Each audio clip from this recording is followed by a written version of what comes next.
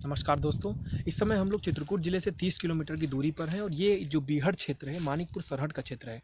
और यहाँ पे ऐसा बताया जाता था कि यहाँ पे पूरा पाषाण काल के समय के शैल चित्र हैं। और ये जानने जब हम निकले तो हमें ये चित्र तमाम जो हमारी जद्दोजहद थी उसके बाद कठिनाई से ये चित्र हमें प्राप्त हुए। और ये क्षेत्र मानिकपुर नगर से 2-3 किलोमीटर की दूरी पर है, लेकिन सरकारी उपेक्षा के कारण यहाँ पे आज तक किसी का आना नहीं हुआ है, न किसी इतिहासकार का, न किसी पुरातत्वविद का। लेकिन हम यहाँ पहुँच चुके हैं तो आपको हम यहाँ दिखाएंगे कि कैसे चित्र हैं और कैसे हमारे जो पूर्वज थे 13,000 साल पहले इन शैल चित्रों के माध्यम से एक विकास हुआ था। पाठक की संस्कृति को मैं आपको बता दूं कि इन शैल चित्रों से एक नया जीवन मिल सकता है, क्योंकि विंध्य की पर्वत श्रृंखलाएं हैं जिससे पूरा क्षेत्र घिरा हुआ है और हमेशा ये दस्यु प्रभावित रहा है, बीहड़ क्षेत्र रहा है। लेकिन ये एक आशा की किरण पाठक क्षेत्र के वासियों के लिए एक ये उम्मीद की किरण है। आइए हम चलते हैं उन चित्रों के पास जो चित्र यहाँ पे इसे और महत्वपूर्ण बनाते हैं। ये पूरी चट्टान आप देख सकते हैं, ये पूरा एक क्षेत्र जंगल से घिरा हुआ है।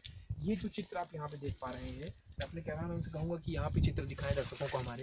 ये जो चित्र आप देख रहे हैं ये कोई मामूली चित्र नहीं है। इन चित्रों में आप देख रहे हैं कि लोग भाला पकड़े हुए हैं और कुछ लोग नृत्य कर रहे हैं, कुछ लोग शिकार की मुद्रा में हैं। ये एक विकास की शुरुआत थी, विकास का एक क्रम था जो हम आज 21वीं सदी में निकल आए हैं। लेकिन हमारे पूर्वज जब 13,000 साल पहले इस धरती पे थे तो कैसे वो शिकार करते थे, कैसे आग जलाते थे, कैसे नृत्य करते थे और कैसे भाषा और तमाम तरह की शैलियों का विकास हुआ था। आज हम संवाद कर पा रहे हैं एक दूसरे से, लेकिन जब पहले स्थितियाँ ऐसी थी तो सबसे बड़ी बात यह है कि पाठा का जो क्षेत्र हमेशा लोगों ने कहा कि आदिवासियों का क्षेत्र है, लेकिन ये एक ऐसा क्षेत्र है जहाँ पे ऐसी संस्कृतियों का विकास हुआ था।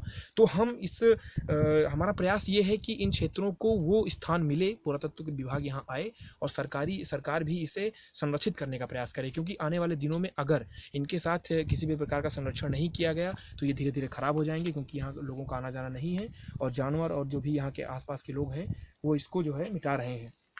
कुछ चित्र यहाँ पे भी हैं हमारे, ये चित्र आप देख पा रहे हैं, ये चित्र भी यहाँ पे बने हुए हैं और ये बताते हैं कि किस तरीके से विकास का क्रम चला था। और ये मैं आपको बता दूं कि कुछ साहित्यकारों से हमने जानने का प्रयास किया कि आखिर इसके पीछे सच्चाई क्या। तो लोगों ने कहा कि 13 से 14,000 साल पहले के चित्र हो सकते हैं। मैं अपने कैमरामैन से कहूँगा वहाँ दिखाएंगे सामने ये पटपर का स्थान जो आप देख रहे हैं, यहाँ पे शिकार को ले करके यहाँ पे वो लोग उसको भूंजते थे, खाते थे, जो भी करते थे वो सारी चीज़ें यहाँ पे होती थी। खेलने की भी क्रियाएँ यहीं पर होती थी।